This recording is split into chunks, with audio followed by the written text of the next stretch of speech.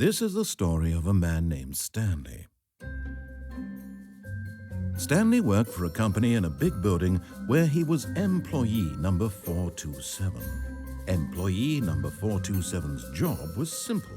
He sat at his desk in room 427 and he pushed buttons on a keyboard. Orders came to him through a monitor on his desk, telling him what buttons to push, how long to push them, and in what order.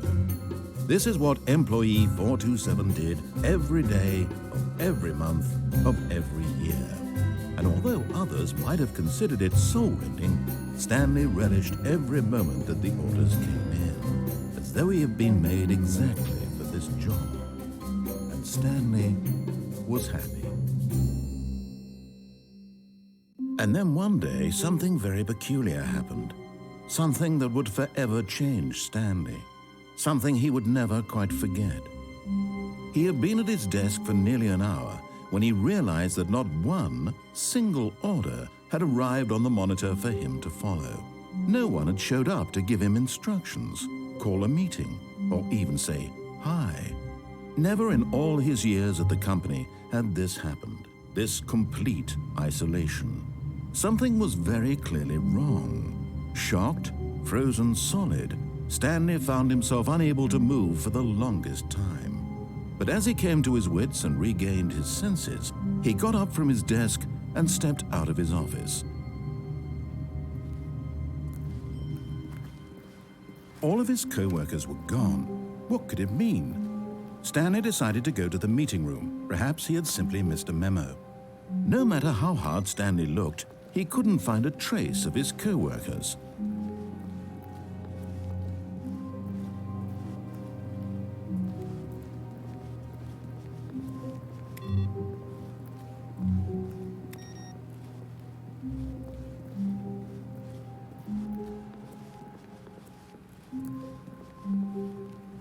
When Stanley came to a set of two open doors, he entered the door on his left.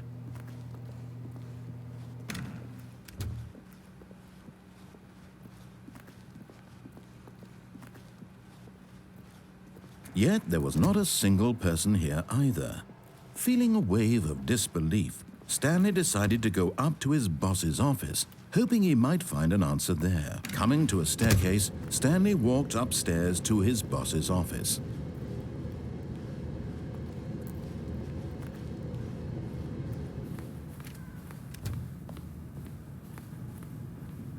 Stepping into his manager's office, Stanley was once again stunned to discover not an indication of any human life. Shocked, unraveled, Stanley wondered in disbelief who orchestrated this. What dark secret was being held from him? What he could not have known was that the keypad behind the boss's desk guarded the terrible truth that his boss had been keeping from him. And so the boss had assigned it an extra secret PIN number, 2845. But of course, Stanley couldn't possibly have known this.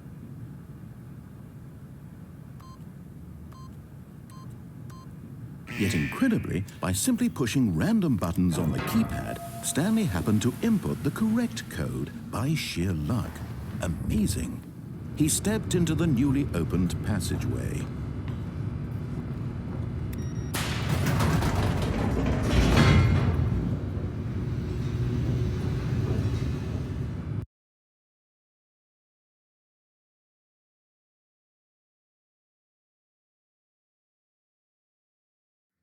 Descending deeper into the building, Stanley realized he felt a bit peculiar.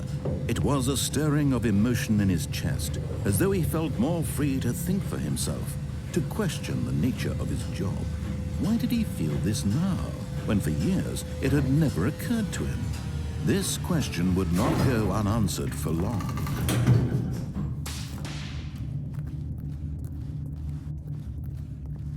Stanley walked straight ahead through the large door that read Mind Control Facility.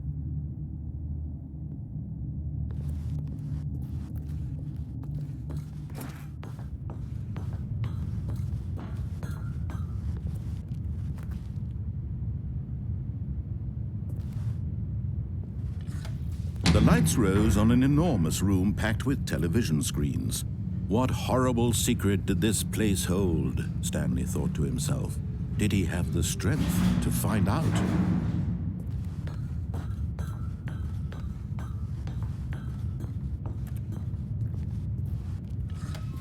Now the monitors jumped to life, their true nature revealed. Each bore the number of an employee in the building, Stanley's co-workers. The lives of so many individuals reduced to images on a screen, and Stanley, one of them, eternally monitored in this place where freedom meant nothing.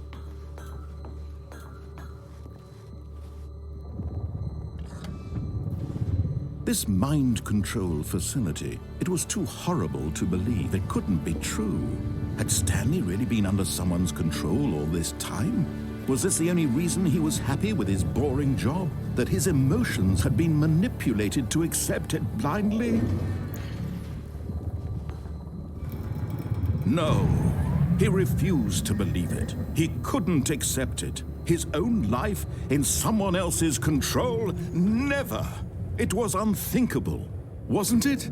Was it even possible? Had he truly spent his entire life utterly blind to the world? But here was the proof, the heart of the operation. Controls labeled with emotions, happy or sad or content, walking, eating, working, all of it monitored and commanded from this very place. And as the cold reality of his past began to sink in, Stanley decided that this machinery would never again exert its terrible power over another human life, for he would dismantle the controls once and for all.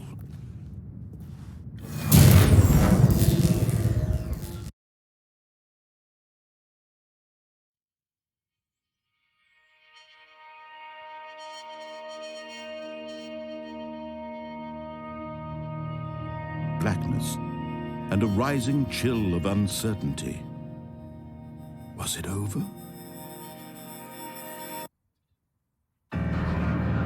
Yes. He had won. He had defeated the machine, unshackled himself from someone else's command. Freedom was mere moments away. And yet, even as the immense door slowly opened, Stanley reflected on how many puzzles still lay unsolved. Where had his co-workers gone? How had he been freed from the machine's grasp? What other mysteries did this strange building hold? But as sunlight streamed into the chamber, he realized none of this mattered to him, for it was not knowledge or even power that he had been seeking, but happiness. Perhaps his goal had not been to understand, but to let go. No longer would anyone tell him where to go, what to do, or how to feel. Whatever life he lives, it will be his. And that was all he needed to know. It was perhaps the only thing worth knowing. Stanley stepped through the open door.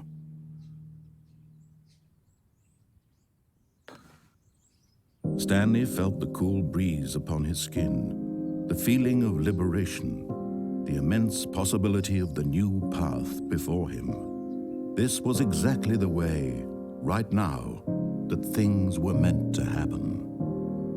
And Stanley was happy.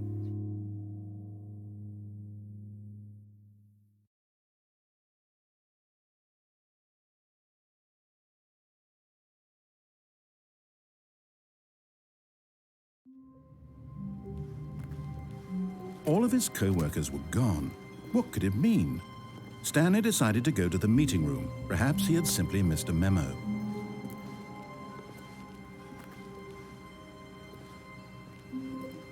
When Stanley came to a set of 2 open doors, he entered the door on his left. This was not the correct way to the meeting room, and Stanley knew it perfectly well. Perhaps he wanted to stop by the employee lounge first, just to admire it. Ah, yes, truly a room worth admiring. It had really been worth the detour after all, just to spend a few moments here in this immaculate, beautifully constructed room. Stanley simply stood here, drinking it all in.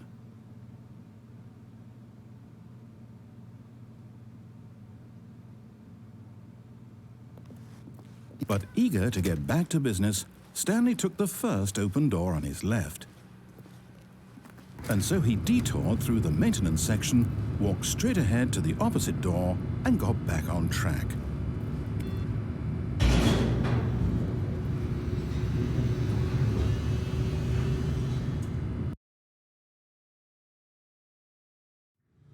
But Stanley didn't want to go back to the office. He wanted to wander about and get even further off track. So now in order to get back, he needed to go, from here, it's, left. Oh, no, it's to the right, my mistake. No, not the right. Why would I have ever said it was to the right? What was I thinking? It's clearly... Oh dear, would you hold on for a minute, please?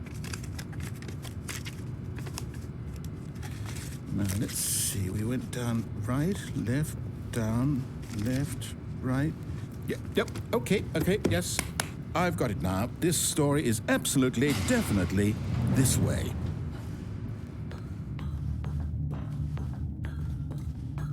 No.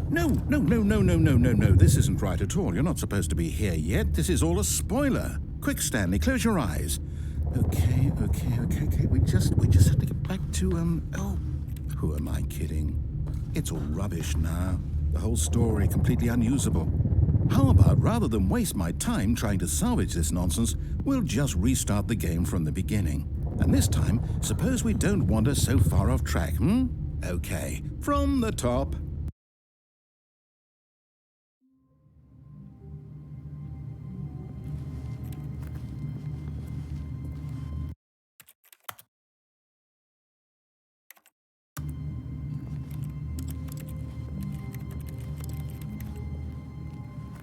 All of his co-workers were gone. What could it mean? Stanley decided to go to the meeting room. Perhaps he had simply missed a memo.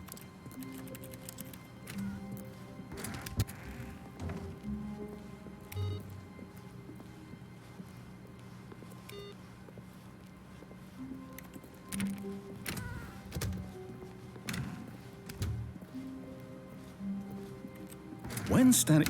Wait, what? No, I restarted. I swear I definitely restarted the game over, completely fresh. Everything should be...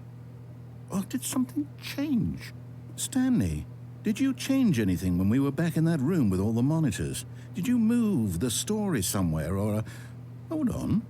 Why am I asking you? I'm the one who wrote the story. It was right here just a minute ago. I know for sure that it's here somewhere. Okay, then. It's an adventure. Come, Stanley. Let's find the story.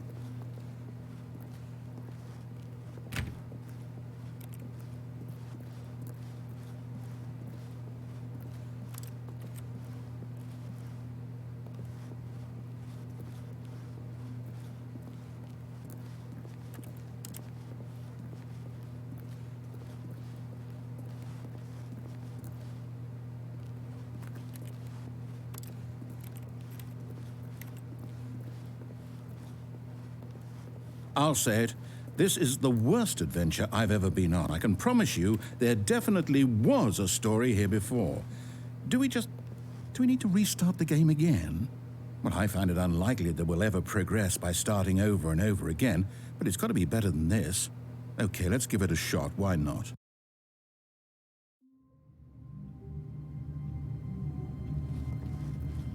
All of his co-workers were gone. What could it mean? Stanley decided to go to the meeting room. Perhaps he had simply missed a memo.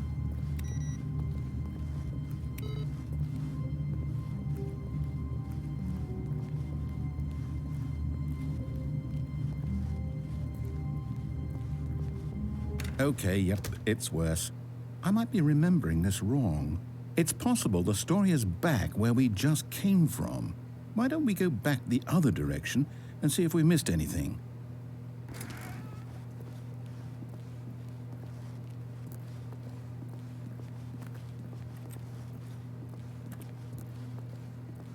Aha! I knew we'd miss something. The story. Here it comes. No, wait, never mind. Not the story. Okay, let's head back the other way and retrace our steps. Now this... Well, I'll be honest, I don't recognize this place at all. Is this the story? I don't think so.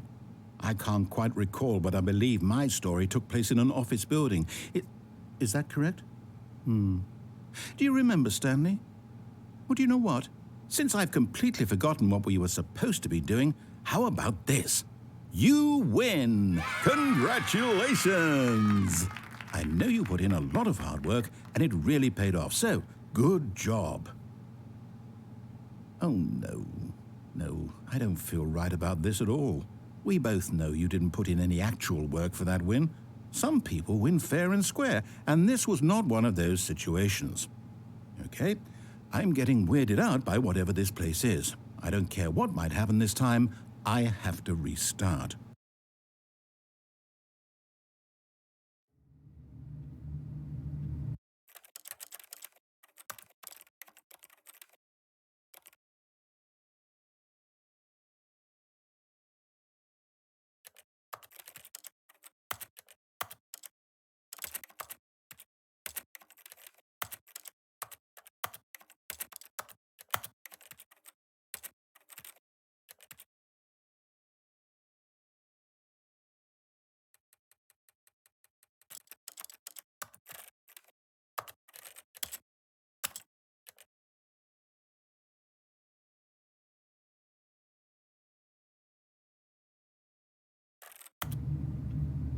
All right, I've got a solution. This time, to make sure we don't get lost, I've employed the help of the Stanley Parable Adventure Line. Just follow the line. How simple is that?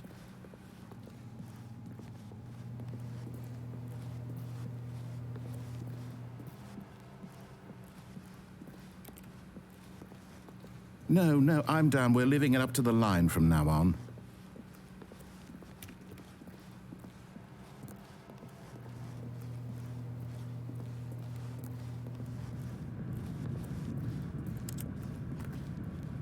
You see? The line knows where the story is. It's over in this direction. Onward, Stanley, to destiny. Though, here's a thought. Wouldn't wherever we end up be our destination, even if there's no story there? Or to put it another way, is the story of no destination still a story? Simply by the act of moving forward, are we implying a journey such that a destination is inevitably conjured into being via the very manifestation of the nature of life itself? Whoa. Hang on. That got a bit weird back there. Well, I'd like to apologize. Not sure where I was going with all that. You know what? I think what we need right now is a bit of music to lighten the mood.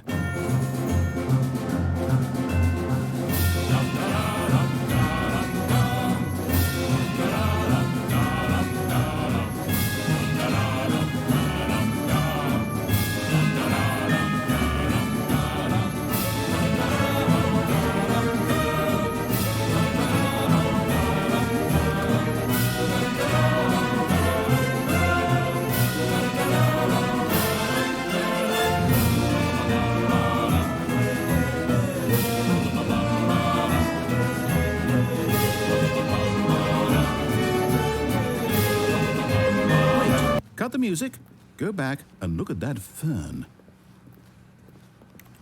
Stanley, this fern will be very important later in the story. Make sure you study it closely and remember it carefully. You won't want to miss anything.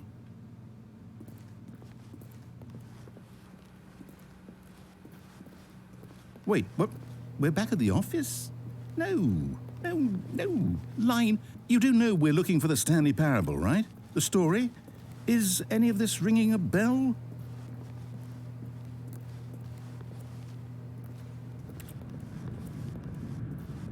Oh, no, not again. Line, how could you have done this to us? And after we trusted you, after everything we've been through, you... Oh, I can't take this anymore. To hell with it. Restart.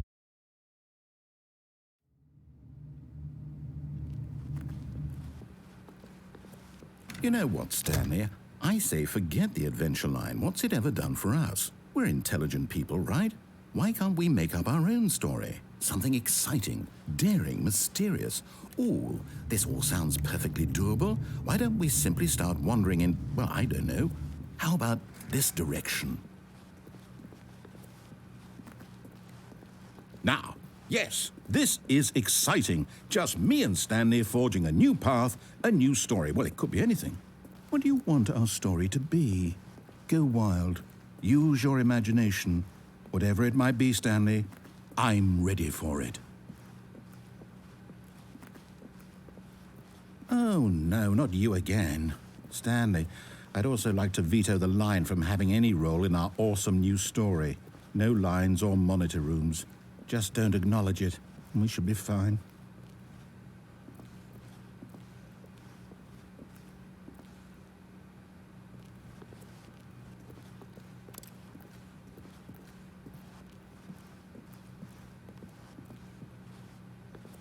Ah, a choice.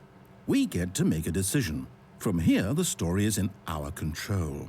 How important we mustn't squander the opportunity. In fact, I believe I need a minute to think here. Just walk in circles for a minute. Okay, so I know that each door has to lead somewhere, which means that somewhere, the place where we're trying to go, there must be a reverse door that leads here. And that in turn means that our destination corresponds with the counter-inverted reverse door's origin. So starting from the right, let us ask, will taking the right door lead us to where we're going? And since the answer is clearly yes, then by all accounts, the door on the right is the correct one. Another victory for logic.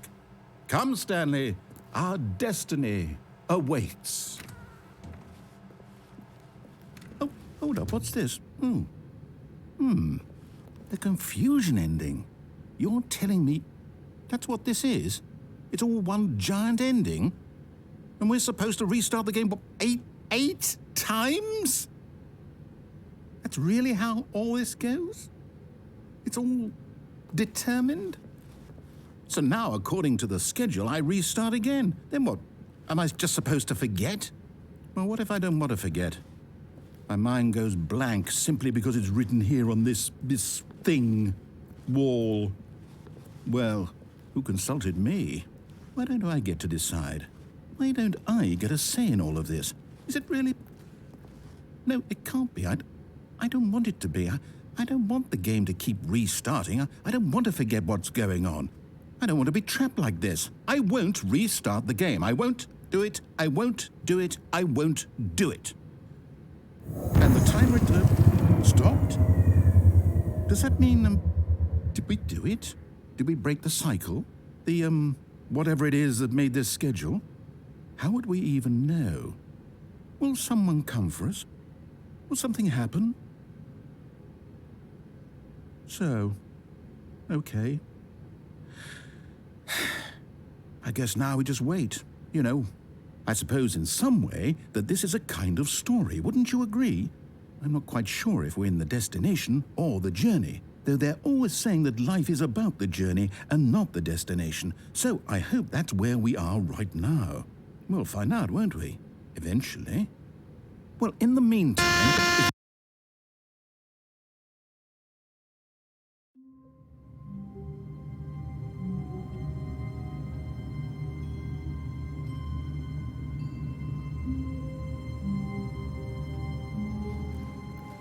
All of his co-workers were gone.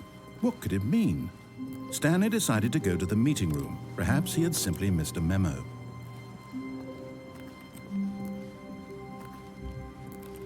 When Stanley came to a set of 2 open doors, he entered the door on his left.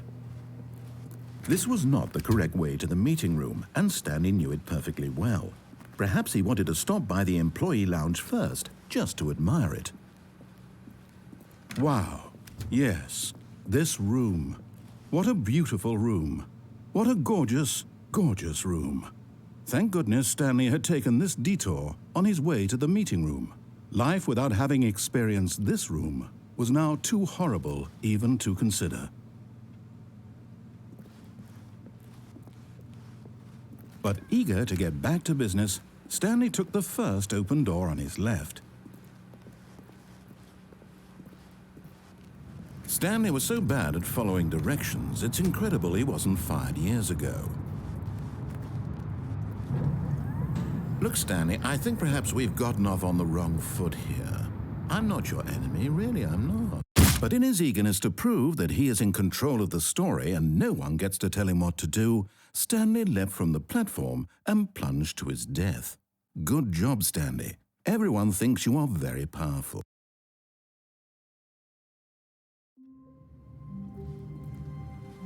Even now, Stanley's office was a distant memory. What did it look like? There was a computer, perhaps, and a painting. Was it a painting or a photo? He could no longer recall.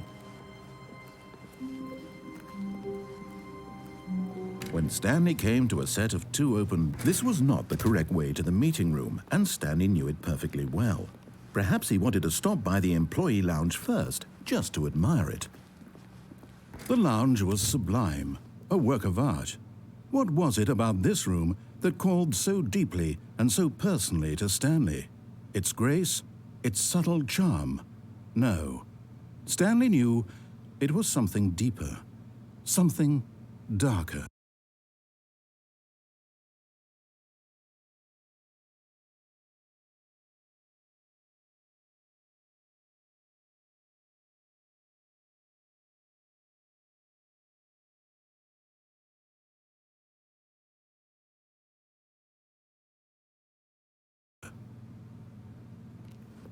But eager to get back to business, Stanley took the first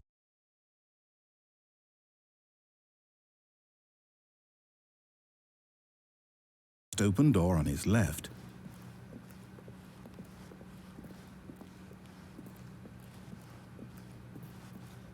Stanley was so bad at following directions, it's incredible he wasn't fired years ago.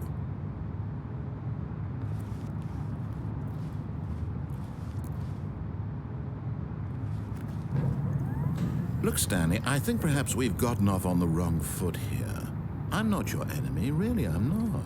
I realize that investing your trust in someone else can be difficult, but the fact is that the story has been about nothing but you all this time. There's someone you've been neglecting, Stanley. Someone you've forgotten about. Please, stop trying to make every decision by yourself. Now, I'm not asking for me, I'm asking for her. This is it, Stanley. Your chance to redeem yourself, to put your work aside, to let her back into your life. She's been waiting. That's her, Stanley. You need to be the one to do this, to reach out to her. If you can truly place your faith in another, then pick up the phone.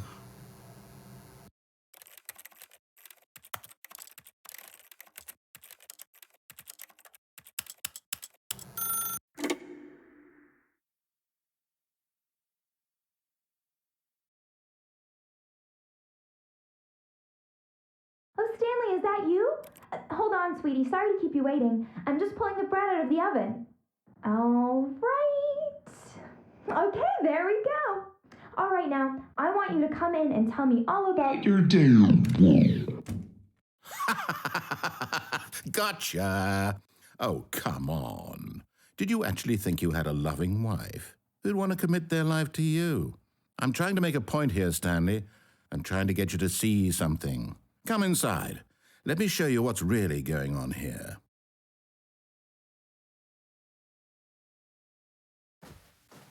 Sorry, but you're in my story now.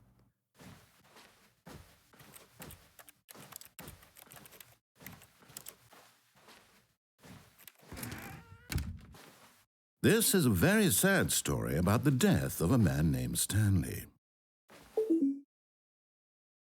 Stanley is quite a boring fellow. He has a job that demands nothing of him, and every button that he pushes is a reminder of the inconsequential nature of his existence. Look at him there, pushing buttons, doing exactly what he's told to do. Now he's pushing a button. Now he's eating lunch.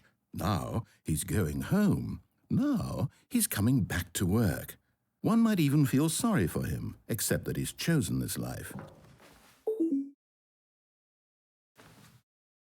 But in his mind, he can go on fantastic adventures.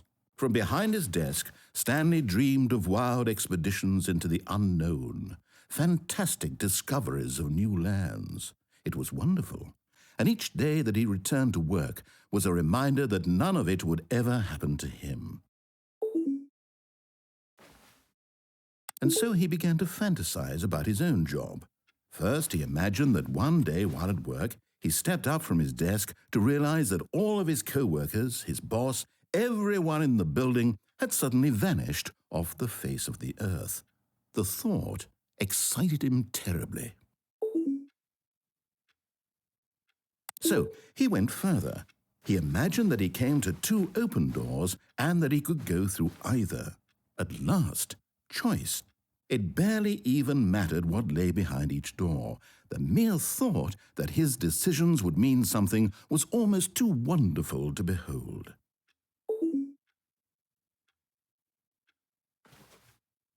As he wandered through this fantasy world, he began to fill it with many possible paths and destinations. Down one path lay an enormous round room with monitors and mind controls. And down another was a yellow line that weaved in many directions, and down another was a game with a baby. And he called it the Stanley Parable.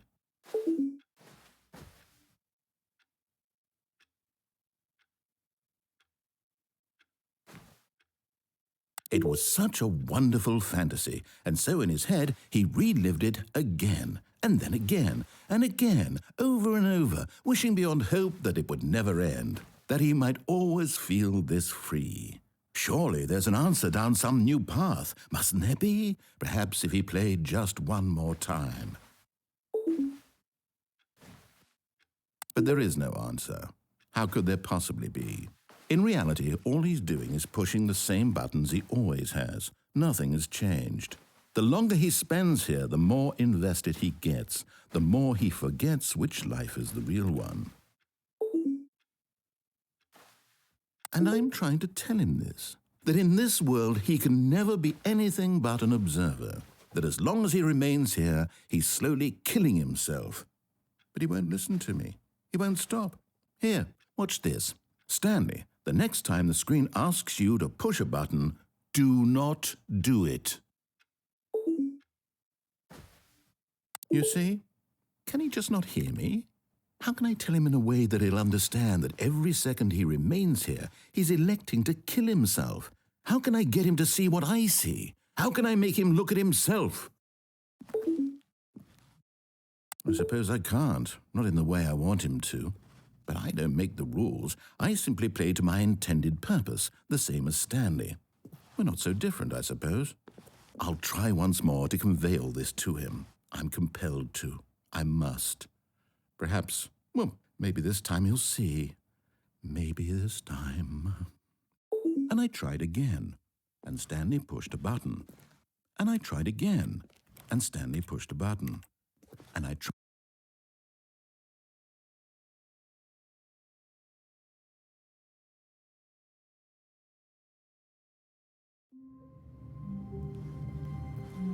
All of his co-workers were gone.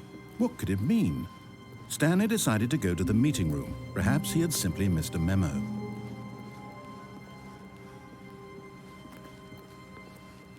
When Stanley came to a set of 2 open doors, he entered the door on his left.